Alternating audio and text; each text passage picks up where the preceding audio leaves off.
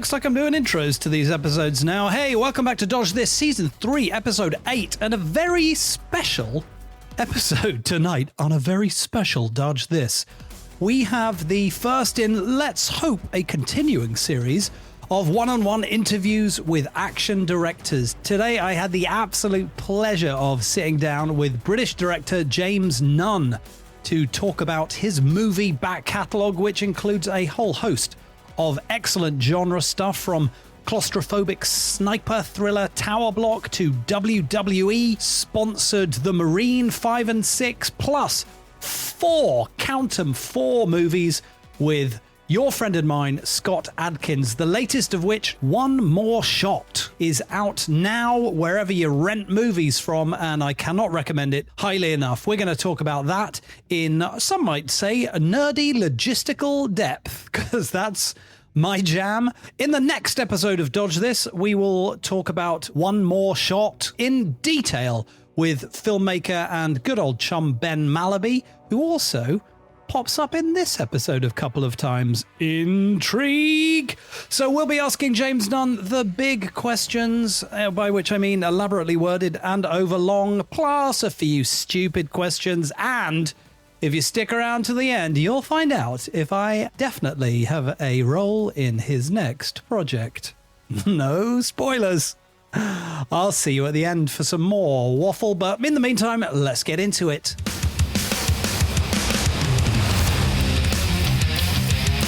I am the most complete fighter in the world. Yippee-ki-yay, You can call it the art of fighting without fighting. Stick around. Some motherfuckers are always trying to ice skate uphill. Dodge this. James Nunn, thank you so much for joining us. I didn't tell you this before, but you are officially the first directorial interview that we've had on the podcast. You're the first person connected to one of the films who has come on the podcast. Wow. I mean, what an intro. A pleasure, a privilege. And a lot of pressure as well. A huge amount of pressure. This is the first time this has happened for me, that I've been the first. So it's been a long time. The possibility to be both the first and the last interviewee. So this could go either way. I'm excited. I'm going to start easy, and then we'll build up to the exciting questions. Let's start. We're here to talk about One More Shot, ostensibly, but I'd love if we have time to dig a little bit deeper into some other things around your movie making career. I'll start with a sort of local radio level question. If you could add one more shot to this movie, what would it be? Oh my God. I'm in my head, I've got like 5 helicopters flying in slow motion with the American flag sort of waving in the foreground, like a sort of Michael Bay sort of image, or something that, you know, the budget wouldn't stretch to. And I have put a lot of pressure on you for the first question. I grant you that. Yeah, I mean, you really went there. Do you know what? There's loads of things I always want to do. And I'm always constantly being told I don't have enough time or money to do them. So if I could even list them or remember what I was asking for at the time, you'd probably have a massive novel, because I think part of the role of the director is to kind of push as much as you can to kind of really squeeze the budget of the movie without going over, but like to try and get as much on screen as possible. So I can't really, you know, in terms of am I happy with the movie? I'm really happy with the movie. Could we have done any more with the time and money we had? Probably not. Like, I definitely feel like I wrang the hell out of that Tau. But look, more explosions, more guns, more like another plot twist with, you know, someone else doing something nefarious. Sure. More, all of the above, ostensibly. Yeah. More. I think the kind of like take your idea and then just add another 50%. And then that's what I try and do with everything. Checks out. And you do an incredible job of it. Don't get me wrong. I mean, for the confines and the parameters within which you're working on this movie. I suppose that takes me to my next thought and question. In a lot of your movies thus far, you seem to be working with very literal tight spaces or figurative narrow parameters, a tower block on a jet ski in the middle of the ocean in an underground car park full of WWE wrestlers, or in a single camera long take format. Is that something that you're aware of? Is it simply a byproduct of budget, or do you like being bound by those restrictions? No, good question, Simon. The truth is, you're kind of being bound by budget, to be really frank with you. I do love, Eliminators is probably the movie where I get to cover the most ground outside of one location. Green Street 3, similarly, we got to run around London in both of those instances. But it was a bit easier to travel back then. You're talking about 10 years ago when there was less traffic, less Ubers on the road. And you could probably get from to 2 locations in a day. The truth is, certainly in the realm of filmmaking that I'm operating in at the minute, and hopefully, I will get step up. I'd love to. But where I am right now, you have to kind of choose your battles. And if I was running across town trying to get 2 or 3 locations in a day and only having an hour to film in each, the productivity of what I can achieve will go down severely, versus if we can just sort of anchor ourselves in one location for 11 or 12 hours, then I'm obviously going to be able to do some much more enhanced kind of dramatic or action stuff. So it's not just a model for my career, it's a model in a lot of, these DTV movies or low budget movie making, and you see it in high budget movie making when they're trying to keep the cost down. They'll keep you in kind of one location. So yeah, it's definitely a budget parameter, but then it can serve the story. Probably what I would say more in the One Shot franchise than say the Marine franchise is that the one shot element, the one location element in the Marines was kind of out of necessity for budget. Whereas weirdly in One Shot, you actually wouldn't be able to do more than one location because you're trying to run continuously for 90 minutes. And there's only so much actors and a camera operator could actually run. We did have the step counter on in the airport. And I think the camera operator was hitting 12,000 steps a day, and the hotel was next door. So I guess you're looking at 3 to 4 miles a day walking around. I don't know. Yeah, well, it'd be interesting to work out how far Scott actually moves in that movie. I should do that. Yeah, that's incredible. It's interesting that you mentioned the camera operators, because I have a lot of sort of thoughts about the logistics of making these movies that maybe to a lot of people are not the interesting stuff. And obviously, the visuals and the feeling of the movie are the movie, but as a sort of creator, occasional filmmaker, just how things get made is fascinating to me. And we talk a lot about the actors remembering 10 minutes worth of lines and the choreo and the blocking, but we rarely sort of hear about how the camera operator also has to remember most of the people's lines, like who's talking next, where people are moving to, how to shoot the fights from the angles that sell them. I mean, it's sort of an insane ask, an insane task, or a challenge, you would hope. How do you approach the camera department, and how do you work with them to make that happen? Yeah. And again, another great technical question that not everybody kind of thinks about or is aware, but the key camera operator of the scene has to be completely savvy and responsive, not only to the rehearsals that we're doing ahead of kind of shooting, but then whilst we're actually shooting the movie as well, because not every take will be the same. So they have to kind of flip between understanding the choreography of the fight, which might be somewhat fixed, understanding the geography of a location, which is definitely fixed, but then being responsive to the drama, and my taste and the DOP's taste, and also kind of be a little bit aware of where the boom is. Because these whole movies have also got a boom swinging around the whole time, which you got to remember, which is crazy when you think we're in a totally reflective glass box of an airport. But in this case, I had 2 different operators between movie 1 and movie 2, both lovely, amazing operator, different friends, been working with for years. We did ask Tom Walden operated the first movie. He was asked to come back and do number 2. Unfortunately, he was on some sort of little known TV show, something like the Marvel Universe or Star Wars. I don't know. But yeah, boo. He was busy. So, and my DOP, Joe, who is an amazing DOP, his wife is a camera operator, and she was looking to make a step up into A-cam, and she's already been doing it for years as sort of B-cam on bigger productions. So she came and actually operated on the second movie. So it was quite interesting actually having this husband and wife dynamic as well in the camera department. But they're the sweetest, most talented couple. So it's like the sort of affordable Deakinses. Yeah. I mean, no offense to anyone mentioned in that sentence.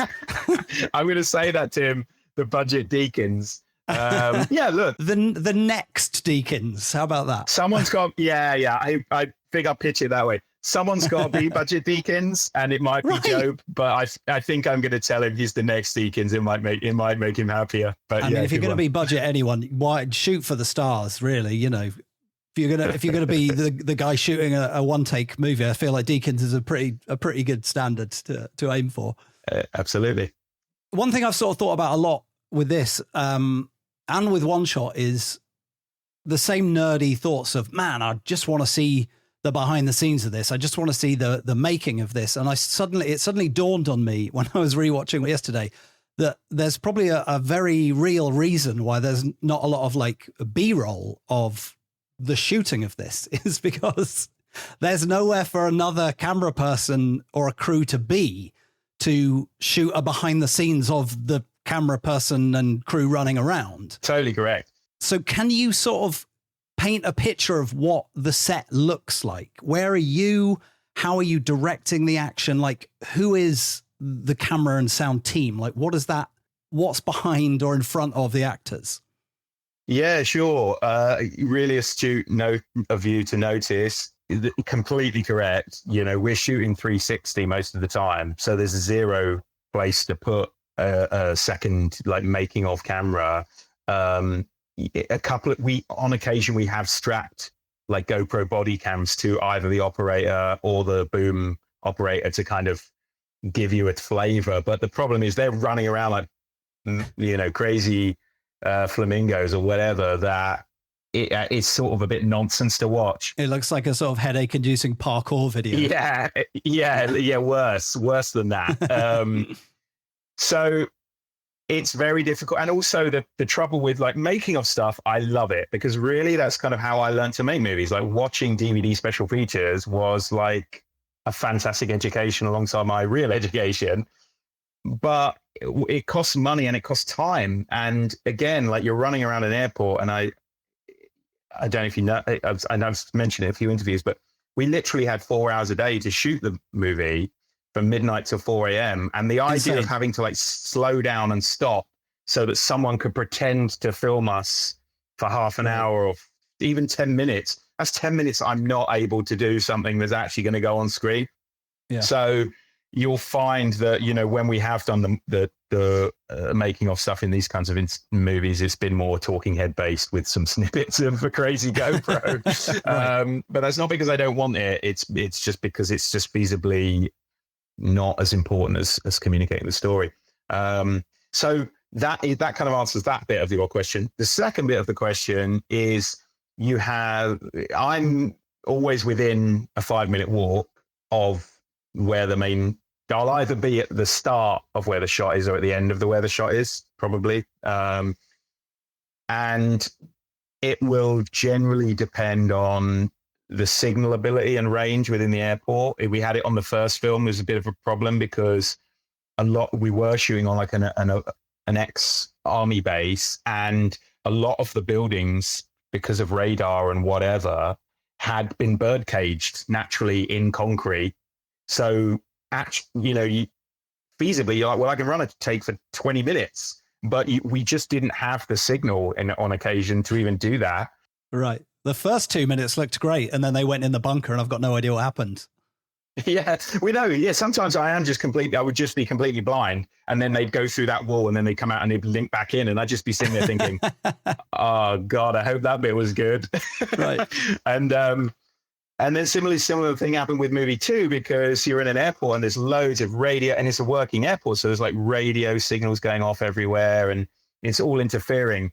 So it would be this kind of like, whilst I'm blocking through with the actors and the camera team how I kind of want it to play out, one of the tech, like camera assistants or the DIT, digital image technician people, will be like plotting where to put the aerials so that we can hide. And then you've got the amplified problem in an airport that every 3 people we brought into the airport, we had to have one airport chaperone. And so your time, so you're timesing your crew by, like, you've already got 100 members of the crew, and now you've got another 30 of chaperones. Wow. Equally, everyone has to wear a high vis, apart from the actors. So you're also operating in this like highly reflective surface, with loads of people running around in like bright yellow high vises.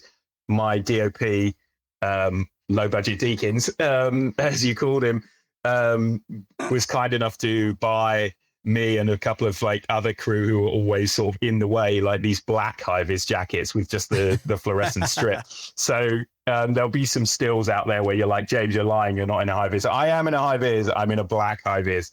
It's a low vis. It's a low vis, exactly. So I was in my low vis. And then in terms of the amount of people running around during the actual take, aside from the actors, there's definitely the camera operator.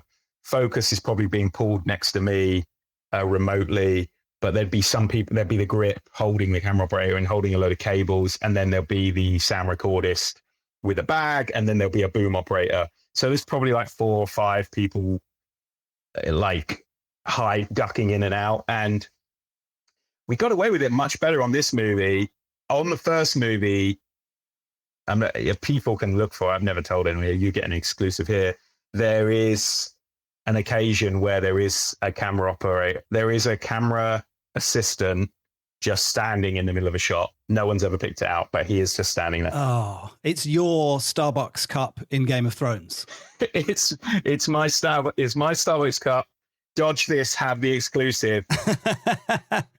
How we physically couldn't dodge it. I mean, it is absolutely extraordinary that there isn't more of that. And I think it speaks to, your level of planning. And it seems you seem to me like a very technical filmmaker. And I mean that in a good way. I suspect perhaps your time as like first ADing, lends you to thinking in terms of like time management and getting stuff done. So there's less of the kind of auteurish, we'll do another take. You seem to be... And this is such a sort of overused, and I feel like it doesn't sound complimentary, but I mean it in a complimentary way, like a safe pair of hands. Yeah. No, I think my agent actually has that on my CV. Yeah. Look, I think, I agree. Thank you for the compliment. I do take this as a compliment. I think you have to be very technically minded as a director.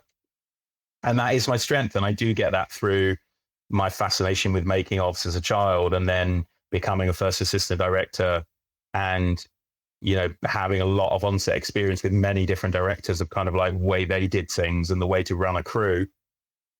And so I do take it as a compliment. And then I think probably as I've got a bit older and a bit more confident and in my own ability as a director, I've sort of not only embraced that, but I've also tried to lean more into like the auteur stakes of it all, try to be a little bit more story-based, more actor-based, but then equally it depends on the project, depends how much time you've got. I mean, don't get me wrong, you've made 2 single-take action movies on an absolutely minuscule budget. Clearly there's like an auteurish, insane vision to that you've pulled off with aplomb twice. Thank you. I mean, in terms of being a safe pair of hands, like the WWE doesn't sort of hand you the keys to 2 of their franchise movies, like without some level of trust, right? All that is to say that over the last week or so, I've been catching up with my gaps in the James Nunn filmography to such an extent that I would now like to declare myself a Master of None. I think we can all agree that was worth the 1 hour, wasn't it? That was a time well spent. That was outstanding, Thanks so and much. very flattering. And also, Thanks. my ego is taking the bear of me right now, because I kind of just want to like start a university degree in my honor and play that as people walk through the door. I could be Simon Fielder, MN, Master of None. That's it. It's one more year of study. You've got to write. You're writing the course. I mean, that will neatly dovetail into my BA Media Studies from University of Sunderland, to be fair. So, I mean, it's the perfect marriage. Can I hear that again? Please make it your ringtone. Master of None. That's yes, please. I will make that my ringtone. It's the tail of it as well. That kind of reverby echo. It just doesn't go. It doesn't stop. It doesn't stop. You've got some like Nolan-esque shepherd tone going on. Yes. Yeah, I very much model my jingle work on Christopher Nolan. I get that a lot.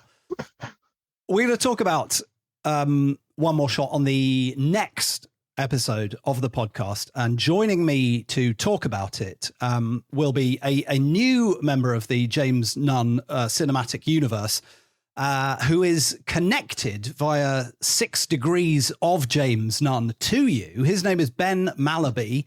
He is also a director who is part of a group of directors with another director called Tom Levin, who I believe you went to university with. Mind blown emojis. So Ben very kindly watched both of the movies so we could talk about them on the podcast. And I told him I was going to be chatting to you. Did he have any questions? He's also a university lecturer, so he knows how to phrase these things. This amount of waffle is simply to say that I will now be playing in a question live from Ben Malaby, who will be appearing on the next episode of Dodge This. Okay. Hi, James. So I've made some short films, and I've done some long takes in them, like one take short films. And when the take is working, I describe it as like a feeling of like electricity. And I'm just wondering, like, is that your experience too? And after like day 30, are you still like, oh my God, here we go, this is the take? Can you speak to that experience of like knowing that absolutely every beat has to be right, and when you're filming it and it's happening and you know that you've got the take, what's that feel like for you? Okay, great. Yeah. Thanks, Ben. Thank you, Ben. Thank you. Well, I must correct Ben in that I shot this movie in 21 days. I corrected him. Don't you worry about that. Oh, okay. I'd love to have 30 days. God, what a dream. So, yeah. Do you know what? I think this is perhaps where getting older and understanding me and film and everything a little bit more, there's the saying, you don't finish, you just stop. And it's like, you never, as an artist or a professional, I'm personally never really happy, because Done is better than perfect. Yeah, I could just keep going. And it's time and budget and things that just stop me, because we have to, otherwise we just die.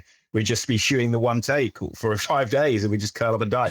So I do get that feeling that he's describing, where I get like tingles, like on my arms and like back, and I get this like orgasmic sense of self, like we really over delivered and achieved.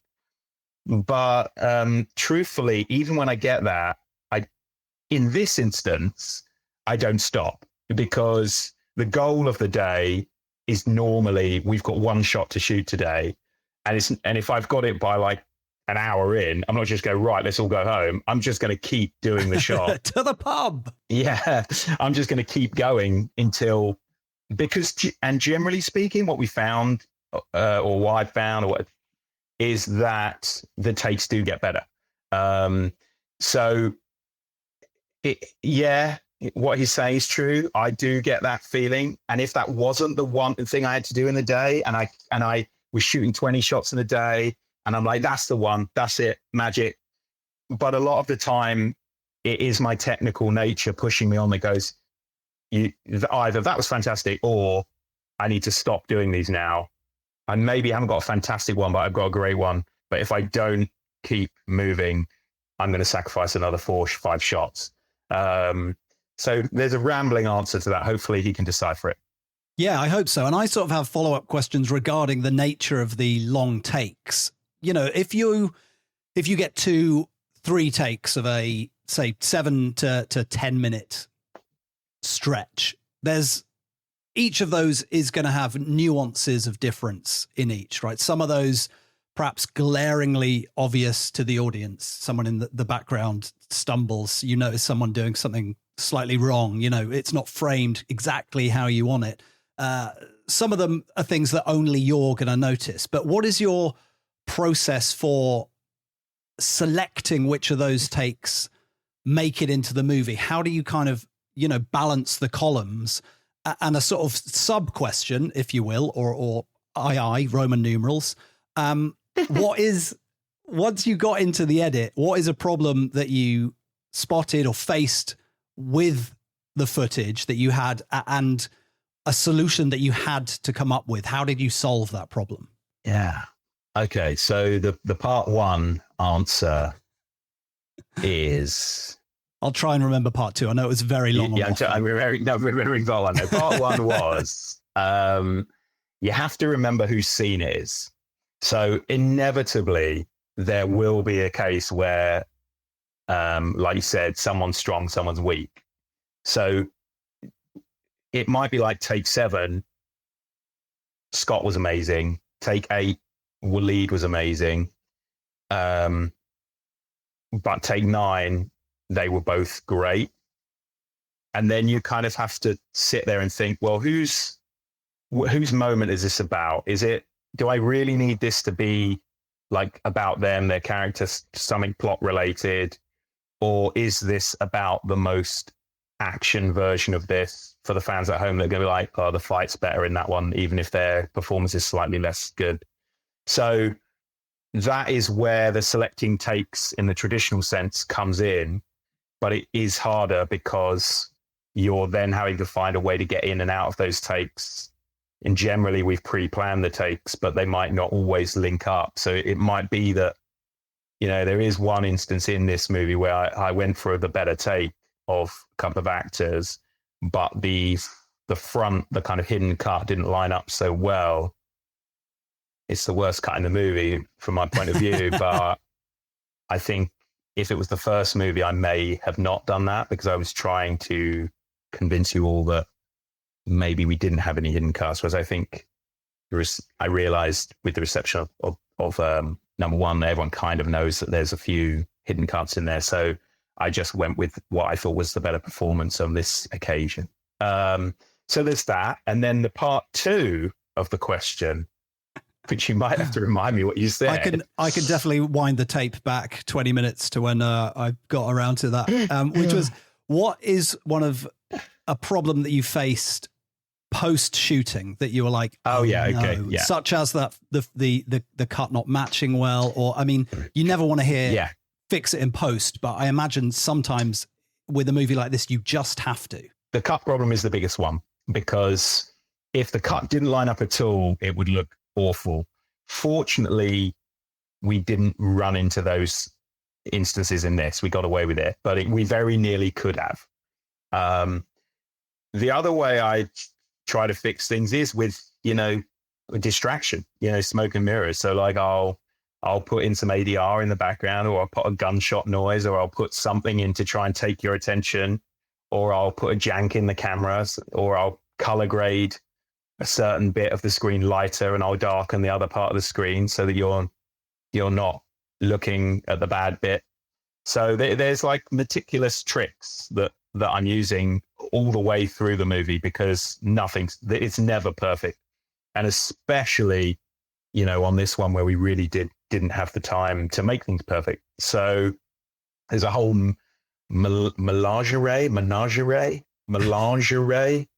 There's a whole smorgasbord, a buffet. There's a whole buffet of things. You're wearing lingerie on the shoot? Yeah. Okay.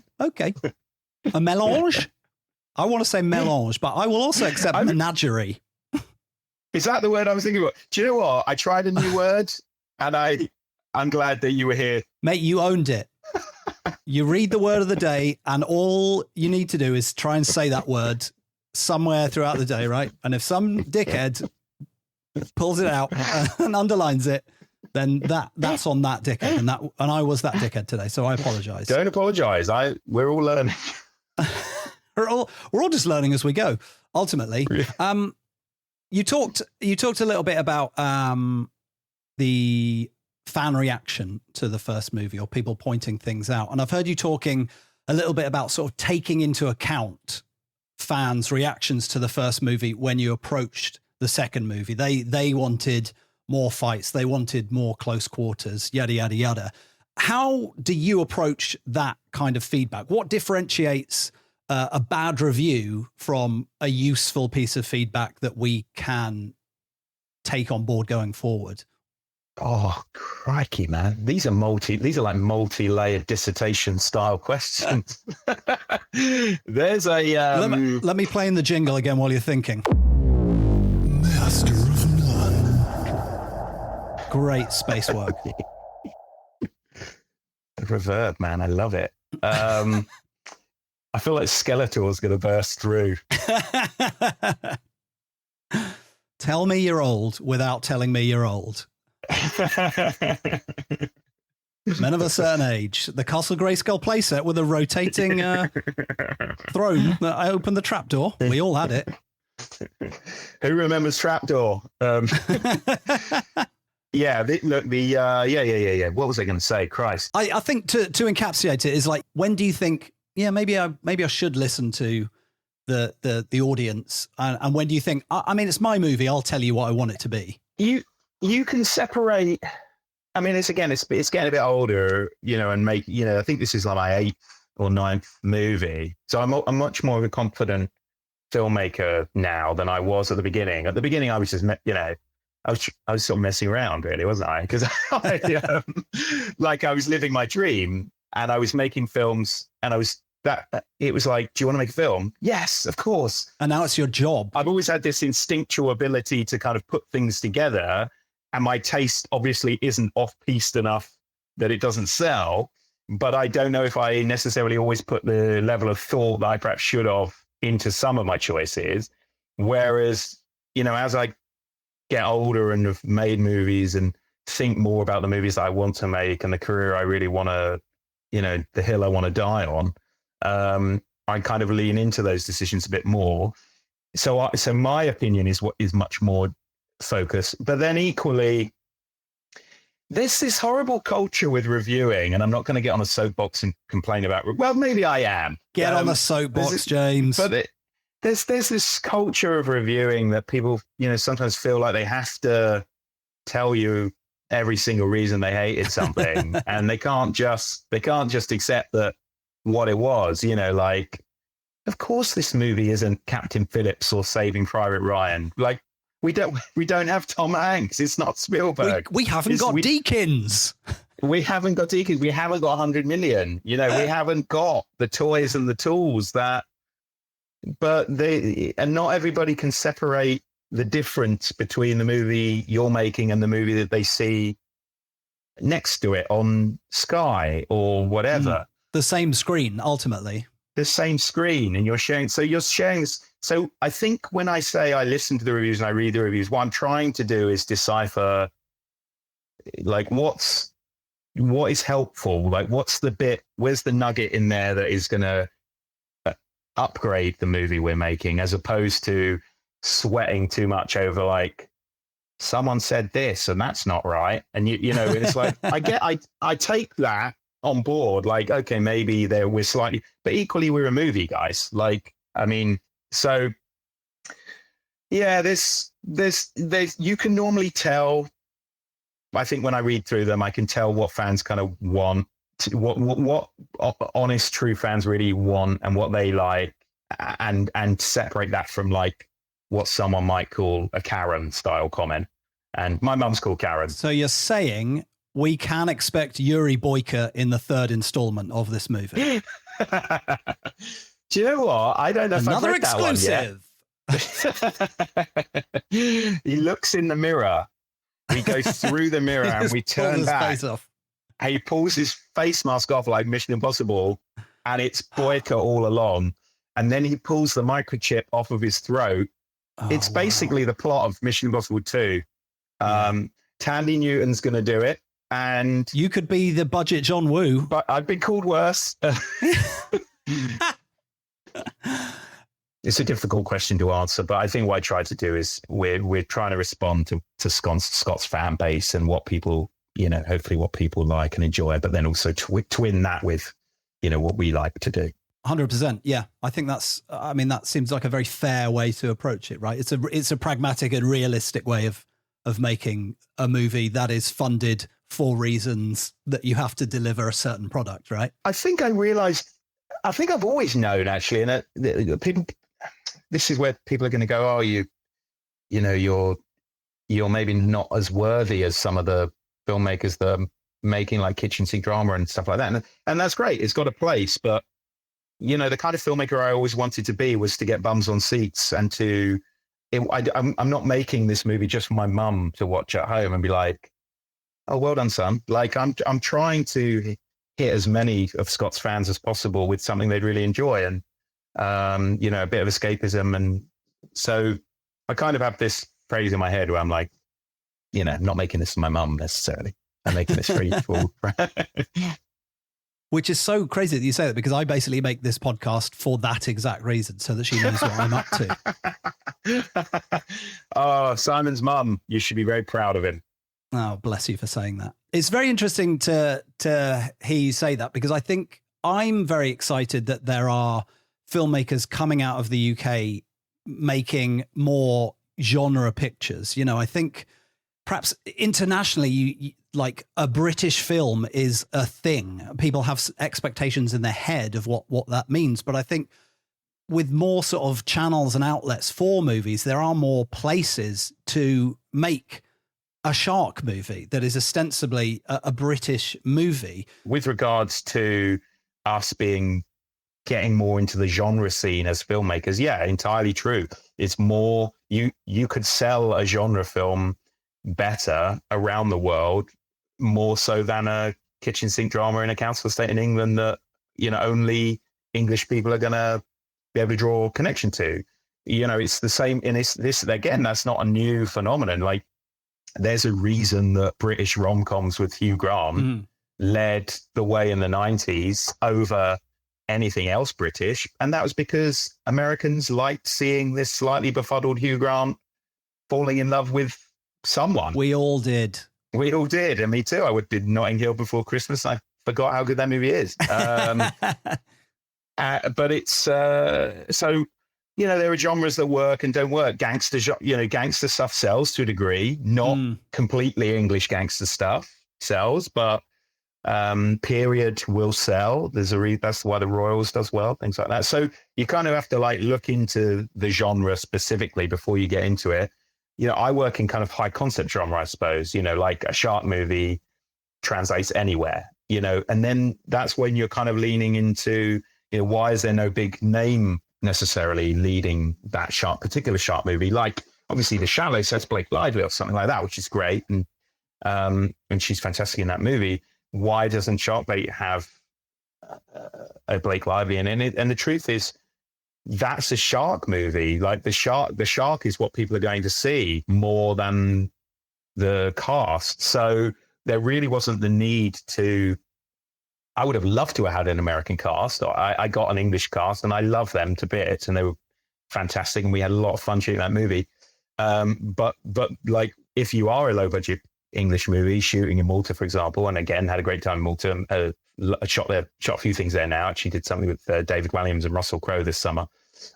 But if you're bringing people over from America, it's more. It's just more. It's like there's so the industry. America have a real film industry, and America and England have a film industry, but it doesn't. It is slightly insignificant compared to, that size industry. And it's called show business. Like LA is is a city set up for show business. London necessarily, like the film industry is like a mile squared in London. It's true, yeah. So, and they've got unions and things, and everyone wants a Winnebago and things like that. And it's cool. They've earned the right to get that, and they get that in America. But when you're fundamentally a low budget English movie, it's harder to provide all those things. So that's probably why you see less big names in these movies, and that's just because there's a whole thing that comes with it, which is bigger hotels, green rooms, things like that. And baggage. That's not to say baggage, yeah, but it can be positive baggage, because equally, if Russell Crowe or wants to come and do a movie, like a lot more people are going to watch that movie because Russell Crowe's in it. So it's all swings and roundabouts. Did you send him shark bait? I didn't send him shark bait on this occasion. He would have made a great shark, in fairness. He would have. Let's talk a little bit about the one shots. What is the collective term for these movies? One shots, the shot movies, two shots, one two shot. shots so far. Two. Do you know what? I know what I want the third one to be called if I'm lucky enough to make it. We all do. Surely it's one last shot, isn't it? Well, of course it is. Yeah, of course it is. But then I don't know. I have been racking my brains on what the box set would be called. And I can't necessarily say I've plumbed for one or the other right now, but one shot collection. Sure. 3 shots. I don't know. Presumably it comes as like a commemorative shot glass. My DP actually bought me a commemorative shot glass as a wrap gift. What an absolute lad. Yeah. It's classic Budget Deacons behavior. Well, there's a drinking game that's been circulating for both one-shot movies, is that every time Scott kills someone, you take a shot. Wow. People have had to reduce it to taking a third of a shot. Incredible. That is incredible. Let me dial back into the one shots then with a question from Ben about, we were talking about taking on board audience feedback and that sort of thing, and this sort of leads into the idea of pacing. I'll hand it over to Ben, who I said, just sort of, if you have a question, start it with "Hi, James." And because he didn't know which ones we're going to use, every single one starts with "Hi, James," which I just find delightful. Amazing. Hi, James. I feel like a big part of your films is the fight choreography. And I've heard stunt people describe it as like learning a dance, which I always think is so interesting. And a lot of this film is choreography of these films. And I'm just so curious about like your fear of almost audience exhaustion at seeing something so relentless. And like, if you could speak to what you do, like how it is that you were able to keep refreshing it. And where does that come from? Is that like every department talking about what you can do in any given moment to just kind of know that the audience need a bit of a jolt, a bit of a wake up, and we're going to hit them with this now, and this is going to energize everything again? I'm glad it's not just me who can't phrase a question in one sentence. You two have been to the school of Master of Nunn. Hang on one second. Master of Nunn. It's turned into Zoo Radio. I'm so sorry. Please remember the question, because I can't play it back in. We haven't got time. Why use 10 words when you can use 1,000? Isn't that how we all wrote our university essays? His question was about choreography, and I'm very blessed in that I have a fantastic fight choreographer team and stunt choreography team. Tim Mann is my fight choreographer. Dan Stiles is my stunt choreographer. Tom Lee is my tactics, sort of military tactics advisor. And the instruction is always, well, the instruction is clear. You design a fight in one shot. It's going to take place here. You're going to have this kind of space. And then it'll be like, but I'm going to film it like this. I'm going to be inside a cage looking out on it. That's your parameters. Or we're going to be on a moving train. That's your parameters. Or stop. We've seen you do this like flip kick before. So do something different. And, that's like a good example of where feedback on the first movie really helped on the second movie, because everybody loved in the first movie this kind of stealth sequence where Scott is just like slitting people's throats in the radio control room. And I was like, well, I really want to do that scene again, but I don't want to give the fans the same scene. So in movie 2, I'm going to do that scene, but I'm going to tell it from the point of view of the bad guys. And you're not going to see Scott. So you're actually going to walk around with the bad guys and see them being taken out. So I get my inspiration from all over, really. It's a quest to kind of hit those same beats that everybody likes, but tell them slightly differently. And and then, between Tim coming up with the choreography, me commenting on the choreography, Dan Stiles working out how to like build the props and the environment into it, and then Tactics Tom coming in and saying, we would never do a ninja roundhouse kick. I would literally just rip his ears off. I can't believe they don't train Navy SEALs in roundhouse kicks and those, sort of Yuri Boyka late kicks. Extraordinary. Well, that's kind of one of the things when we're talking about responding to the fan feedback. Like, I get comments like, not enough flash 720 fly around the air 3-4 times kicks. I'm like, but I'm trying to create like a realistic Navy SEAL movie here, guys. Like, it just doesn't, you just knee him in the balls and shoot him in the head. That's it. I see you've been through the basic training. But nobody wants to see that either. So you kind of have to like, you're trying to weigh up reality versus audience expectation and truth. And hopefully that answered the question. Yeah. Thank you. Thank you so much. Here's a question, something that myself and erstwhile host of the podcast, Matthew Hyten, he's not dead. He's just very, very busy. We speculate endlessly about the budgets when it comes to DTV movies. And I know there's parameters and there's probably enormous fluctuation. I remember Scott Adkins letting it slip somewhere that Accident Man 2, Hitman's Holiday, was made for something like $2 million, which seems unfathomable for how great that movie turned out. Can you, I mean, obviously I don't want you to, drop numbers or anything, but can you talk a little bit about how you approach budgets, the compromises that you will or won't make, and how you make that money go so far? Well, I can't get into budgets with you, not because I don't want to, but more because I don't run them. Gotcha. Oh, also, Ben had this to say very briefly about budgets. James, where'd you get the money for your films from, James? That feels like he covered it pretty much with that. Great work on the voice as well. Nothing like that character from Jeepers Creepers asking a question.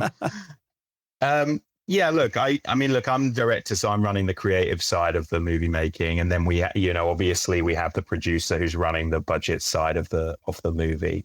And I'm very fortunate in that the one-shot movies I make with a very dear friend of mine called Ben Jakes, who is a master of squeezing the budget as much as we can to try and put as much on screen as we can to give the fans as much as we can. So I trust him implicitly when I'm kind of, and that's because we start one of the first movies we made together. I mean, we really came up together about 15 years ago. I was the first AD and he was like the runner driver. So we've known each other for that long. And now he's producing my movies. And part of that journey was he was a line producer. So he ran the budget for Green Street 3, where we had the price of a small car to make that movie.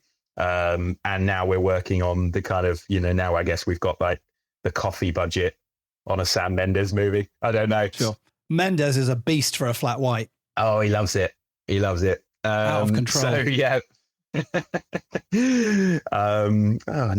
Tricky little habit. I bet he picked that up on Bond. Yeah. So I think the without Ben kind of in my corner, kind of steering me when I kind of have these wacky epiphanies. And then we do go toe to toe. Like that's where the real arguments are, and not in a horrible way, but in a creative way. You know, I'll go, I really want to do this. And he'll look at me and be like, we can't afford to do that. And I'll go, if I lose this, this, and this, can I do that? And he'll go, probably. I'll try to make it work. But then he will also ground me and shake me and say, but you realize if you're doing that, you're losing this moment, and this moment's important because of this. And so we, you know, I obviously take a lot of credit for the One Shot franchise, but really without Ben behind my shoulder, like it wouldn't be what it is. So. Fair play. Yeah. I mean, you know, and congratulations to everyone, because the movies look like X $1 million when clearly they're made for a quarter of X $1 million. James, in our final few minutes, would you like to participate in a quick fire round finally? Yeah. I mean, it was sort of a rhetorical question, so thank you for agreeing. I didn't realize it. Yeah, you've loaded the dice. If anything, it's a breath of fresh air after the university dissertation questions that we've had previously. James, here we go. Quick fire questions. If your producer got you a real airport for this movie, do you think he could get you the White House for one last shot? Absolutely. Yes. I can't wait to see that. On the movie Sharkbait, one of the musical contributors was Austin Dickinson. Is that the same Austin Dickinson from metalcore bands Rise to Remain and As Lions, aka son of Bruce Iron Maiden Dickinson? You are correct. Yes, it is Bruce Dickinson's son. Great guy. Man, one other person is going to be so psyched about that. Loves dinosaurs. Same as me. There's no time for follow-up questions. I've boxed myself into a quickfire round. In both one-shot movies, at various junctures... I can't hear the question. The music has ridden. The music got too dramatic. It got so big. I've had to pause the music. Yeah. Ask the question, though, because it was building towards something. I know. It was the music. I got swept up in the music as well. I fucked it off. Here we go. I'm still going to do it in the sort of quick fire voice.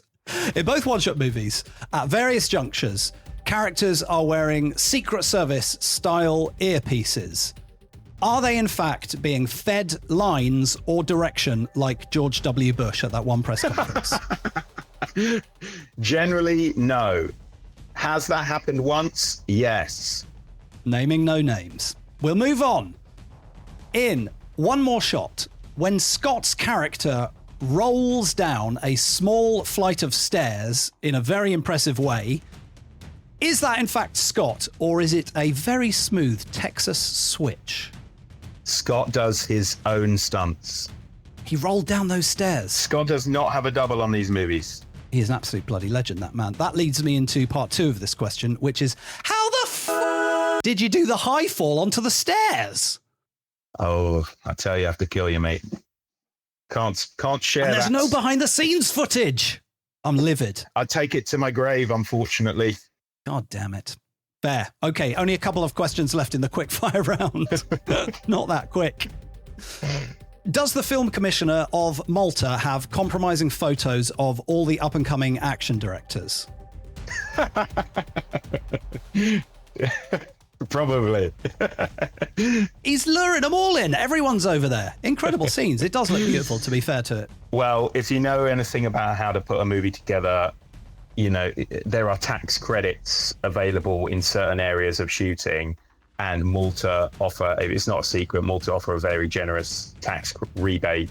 And with that, you obviously are using Maltese service companies, Maltese providers, Maltese crew, who are excellent.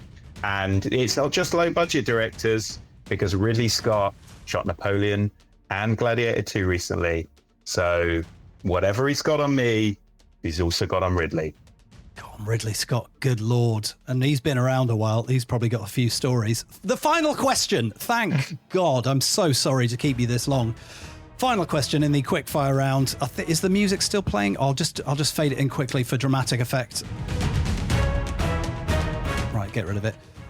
After you nailed it so well in One Shot, Why, in one more shot, does nobody say the title of the movie out loud? Oh, What a wasted opportunity. did you feel like it was crowbarred into the first one? Was it called one shot in the script process? The line in the first one was in Ashley's script that she got sent to be part of the movie. And when we came to actually shoot the movie, the sides that were issued on the day, one shot had actually been taken out of the sides of the movie. Whoa. Because I think either me or my producer Ben had decided now it's cheesy to say the name of the movie in the take. And there were takes where she says it, and there were takes where she didn't say it. And for whatever reason, I can't remember at the time, I went with the take where she said it. Little did I know it would end up in the trailer. Little did I know that I would be on the Dodge This podcast, answering a question as why one more shot was never uttered in the movie. But I can tell you this, it was never written into the script for number 2. So I must apologize if that was your favorite bit. Yeah, I mean, I loved the movie, but it unfortunately was completely ruined by the title not being said. That's really the only movies I will watch are the ones where they say, I'm free. I guess you could call this a Shawshank Redemption. You know, that sort of thing. You may have done it already, but if you haven't, there should be an episode of Dodge This where you literally go into the best uses of saying the title of the movie. What's another good example of that? I mean, Batman and Superman don't count, do they? I guess you could say Batman Begins. Oh, it's funnier if it's not in the movie. I think that's the bit. The bit is just having it make no sense. I guess there really are things to do in Denver when you're dead. I'll think about it if I do a trilogy. You've said if you do a trilogy a lot, but you've also, you've brought it up so much that I feel like there's a weight of expectation on this third movie getting commissioned. In the sort of pantheon of third movies in action franchises, there is a tendency to introduce comic relief. Die Hard with a Vengeance, Samuel L. Jackson, Lethal Weapon 3, Joe Pesci. I think I would be remiss if I didn't offer my services as that in one last shot. I know I sound English, but I can do a very passable American accent. Jake, we've got one last shot to make this thing work. Hired. Outstanding. What better place to end the podcast with me getting a job? Why do you have to be the comic relief? Could you just not do that seriously? Could you do a serious version? Absolutely. Jake, we've got one last shot to make this work. Oh my God. I think I'm looking at the next series of Jack Ryan. That was really good. This is my self-tape. Consider it submitted. I can't wait to hear back from you. Please do let me know if it's a no, though, because that also never happens. And it'd just be really nice to know one way or the other. James, yeah, my word. Thank you for giving up so much of your time on a school night. You're very welcome, Simon. Appreciate it. It was lovely speaking with you.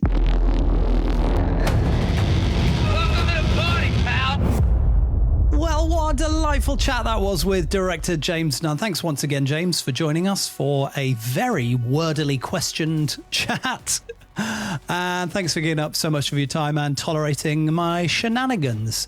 Hey, if you've listened this far, thank you so much for listening. I was very excited to interview James Nunn, and you know what? I would love to interview any other action movie directors who are making cool action movies out in the world. If you've got ideas, thoughts, or connections to action movie directors who you'd love to hear on the show, please get in touch. You can do that via Twitter at DodgeThisPod, or with me personally through all the social medias on my website, simonfielder.com.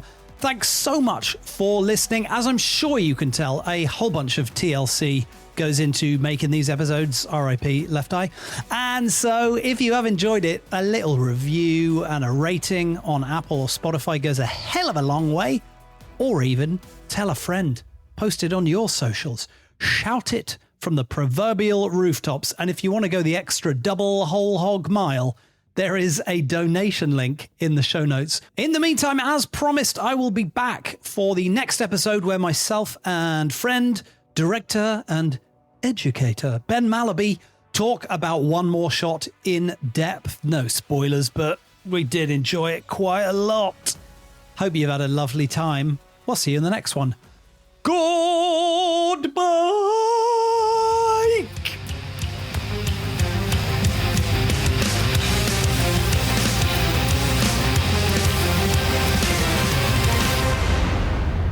Eternal sunshine of a spotless mind. The Breakfast Club.